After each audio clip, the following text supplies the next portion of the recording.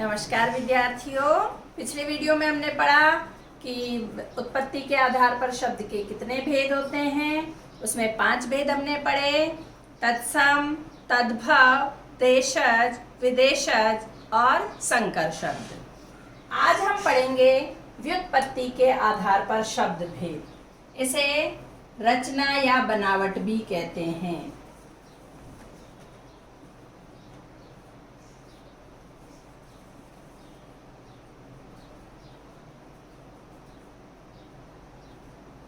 ये 3 प्रकार के होते हैं, जिसमें सबसे पहला प्रकार है रूढ़ शब्द।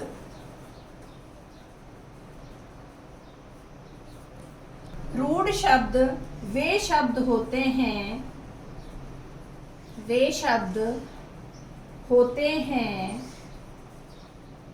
जिनके सार्थक खंड नहीं किए जा सकते।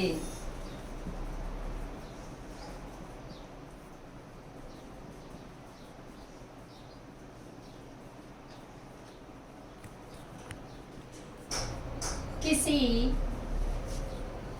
वस्तु विशेष के लिए रूढ़ अर्थात प्रचलित हो जाते हैं। रूढ़ को और क्या कह सकते हैं? प्रचलित हो जाना, उस चीज के लिए जाना जाना, प्रचलित हो जाते हैं। जैसे कुछ उदाहरण स्वरूप देखते हैं। कमल, कलम, हाथ, नल, नदी, पौधा आदि। जैसे कमल शब्द पढ़ते ही आपके दिमाग में आपके दोस्त कमल की तस्वीर नहीं आएगी, अपितु कमल शब्द सुनते ही आपके मन में जल में उत्पन्न होने वाला फूल कमल याद आएगा। कलम, आप जानते हो कलम का नाम आते ही आपको पेन याद आएगा, हाथ से लिखने वाली कलम याद आएगी। और इनके अलग टुकड़े जैसे कम धन ला कर लीजिए या क धन मल कर लीजिए, कुछ अर्थ नहीं निकलेगा। इसलिए सार्थक, मैंने क्या बताया, वे शब्द होते हैं जिनके सार्थक खंड नहीं किए जा सकते और किसी वस्तु विशेष के लिए रूढ़ हो चुके, प्रचलित हो चुके, यानी उस चीज का नाम आते ही आपके दिमाग में क्लिक कर जाती है वो चीज। हाथ, हा और था अलग अलग करेंगे, कोई अर्थ नहीं है। ऐसे ही नल, नदी, पौधा, इस तरह के शब्द जिनके सार्थक खंड नहीं हो सकते और वस्तु विशेष के लिए जो रूढ़ हो चुके हैं, प्रचलन में आ चुके हैं, ऐसे शब्दों को रूढ़ शब्द कहते हैं। दूसरा प्रकार होता है यौगिक। जैसा कि नाम से ही पता चल रहा है, योग से बना हुआ शब्द, दो शब्दों के, दो या दो से अधिक शब्दों के योग से बना हुआ शब्द। ऐसे शब्दों के सार्थक खंड किए जा सकते हैं।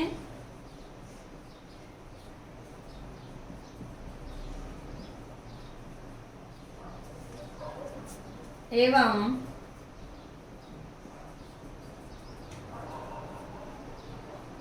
ये शब्द संधि, समास, उपसर्ग, प्रत्यय आदि से बनते हैं।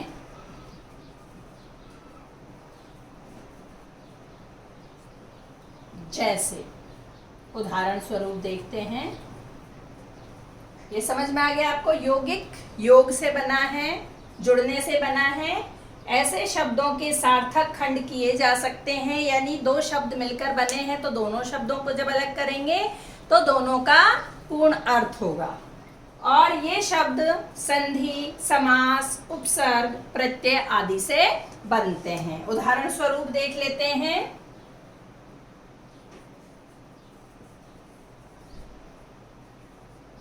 रसोई घर, धर्मशाला, विद्यालय,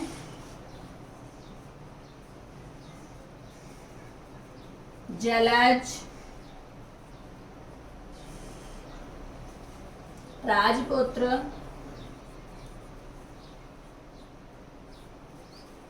देशभक्ति आदि। देखिए, रसोई घर, रसोई और घर, जब इसके दो टुकड़े करेंगे दोनों सार्थक होंगे। रसोई का मतलब होता है जहाँ खाना बनता है, और घर जिस घर में खाना बनाया जा रहा है। इन दोनों का अलग अर्थ है। धर्मशाला, धर्म धर्मशाला दो शब्दों से मिलकर बना है, समास से बना हुआ शब्द है। विद्यालय, विद्या धन आलय, और यहाँ विद्यालय शब्द किससे बना? विद्या,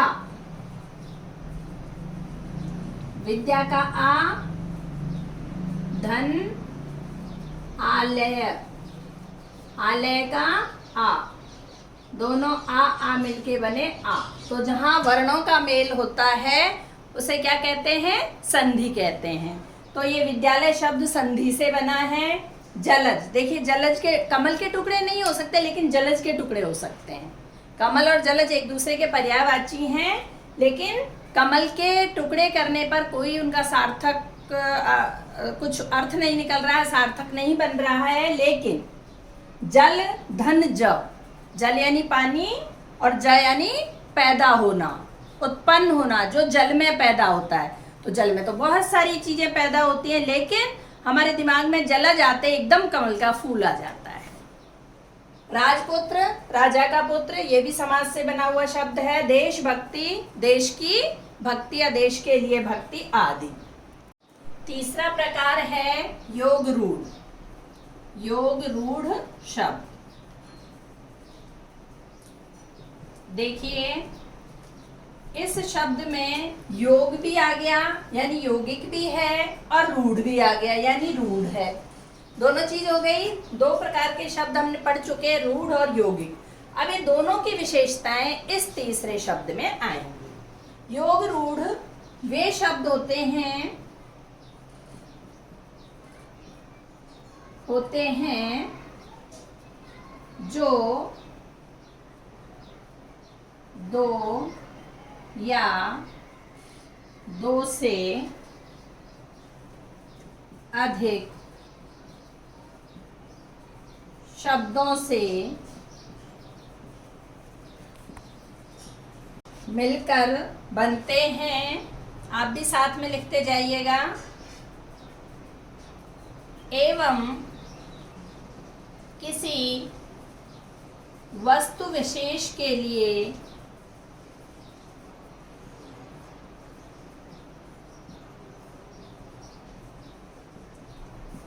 रूढ़ हो चुके हों। रूढ़ का अर्थ मैंने क्या बताया था? प्रचलित, प्रचलन में आ गए हों, प्रचलित हो चुके हों।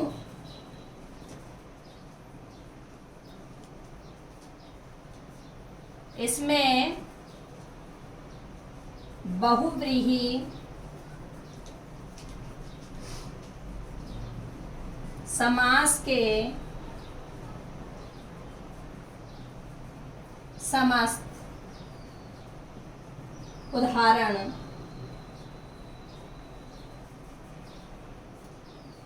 सम्मिलित किए जाते हैं। विद्यार्थियों, यदि आपको समास आता है तो आपको यौगिक शब्द पहचानने में और योग रूढ़ शब्द पहचानने में या समझने में बिल्कुल दिक्कत नहीं आएगी। इसके लिए यदि आपने मेरा वीडियो समास वाला नहीं देखा है तो वो देख लीजिए, उसका लिंक आपको नीचे डिस्क्रिप्शन बॉक्स में मिल जाएगा। अब देखिए इसमें उदाहरण स्वरूप देख लेते हैं। लंबोदर, अब दो शब्दों से मिलकर बना है लंबा और उदर, लेकिन अलग अलग दोनों शब्द हैं, दोनों का अलग अर्थ है, उस अर्थ से कोई लेना देना नहीं है, तीसरा ही अर्थ निकल रहा है। लंबोदर नाम लेते हैं, हमारे सामने किसकी तस्वीर आती है? गणेश की। गणेश जी को लंबोदर कहते हैं। ऐसे देखिए दशानन, दशानन वाला कौन? 10 सिर वाला कौन? रावण। रावण के लिए रूढ़ हो गया भी। ऐसे ही पीतांबर, पीला है अंबर जिसका, कौन? कृष्ण। इधर लिख देते।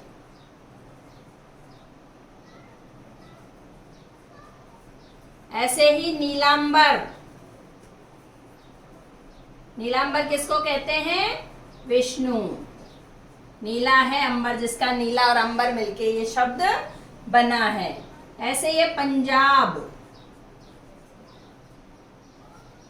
देखिए कई लोग इसको द्विगु समास में लेते हैं। पंच प्लस आब मिलके ये शब्द बना है, यानी 5 नदियों का मिलन जहां होता है। लेकिन पंजाब शब्द आते आप 5 नदियों का मिलन भूल करके एक राज्य विशेष के लिए आपको दिमाग में आ जाता है कि पंजाब तो एक राज्य है। ऐसे ही पंचवटी, इसको भी कुछ लोग द्विगु समास में गिनते हैं कि 5 वटों का समूह, 5 वृक्षों का समूह, लेकिन कहीं भी 5 वृक्ष उग जाएंगे तो उसको तो आप पंचवटी नहीं कहेंगे, नहीं कहेंगे ना। तो ये पंचवटी वो है जो रामायण के समय, रामायण काल में एक स्थान विशेष जहां सीता, राम और लक्ष्मण ने एक 5 वटों के पास एक कुटिया बनाई थी, उस जगह विशेष के लिए ये अब रूढ़ हो चुका है, स्थान विशेष के लिए। कर लो। इस प्रकार से आज हमने पढ़ा व्युत्पत्ति के आधार पर शब्द भेद। मैं आशा करती हूँ कि आपको सब कुछ समझ में आ गया होगा। इसको रचना या बनावट के आधार पर भी कहते हैं। ये 3 प्रकार के होते हैं, रूढ़, यौगिक और योग रूढ़। रूढ़ मतलब जो प्रचलन में आ चुके हैं, लेकिन ये शब्द ऐसे शब्द होते हैं जिनके सार्थक टुकड़े नहीं हो सकते। सार्थक सा प्लस अर्थ प्लस क से बना है, यानी अर्थ सहित, जिनका अर्थ निकलता हो। तो सार्थक टुकड़े नहीं हो सकते, और किसी चीज विशेष के लिए, किसी वस्तु विशेष के लिए जो रूढ़ हो चुके हैं, यानी उस शब्द को बोलते ही वो चीज आपके दिमाग में आ जाती है, तो उन शब्दों को कहते हैं रूढ़ शब्द। दूसरा प्रकार पढ़ा हमने यौगिक शब्द। यौगिक योग से बना है। योग का मतलब होता है जोड़, जुड़ना। जो आप योग करते हैं, जोड़ करते हैं गणित में, उसको योग भी कहते हैं। तो यानी 2 शब्द जहां जुड़ते हैं, जहां मिलते हैं, और जब उनको अलग करते हैं तो दोनों के सार्थक होते हैं वो। तो सार्थक शब्द जहां जुड़ते हैं, यानी जिनके टुकड़े करने पर सार्थक शब्द निकलते हैं, उन शब्दों को यौगिक शब्द कहते हैं। और इस प्रकार के शब्द संधि, समास, प्रत्यय, उपसर्ग आदि से बनते हैं। लेकिन समास में एक अपवाद छूट जाएगा। कौन सा? बहुव्रीहि समास। वो आपके योग रूढ़ में आएगा। देखिए योग रूढ़ शब्द से ही पता चल रहा है, यानी योग भी है और रूढ़ भी है। यानी योग होके बनेगा, 2 शब्दों से मिलकर बनेगा, लेकिन तीसरा ऐसा शब्द निकलेगा जो रूढ़ होगा, जिसके टुकड़े सार्थक नहीं हो सकेंगे।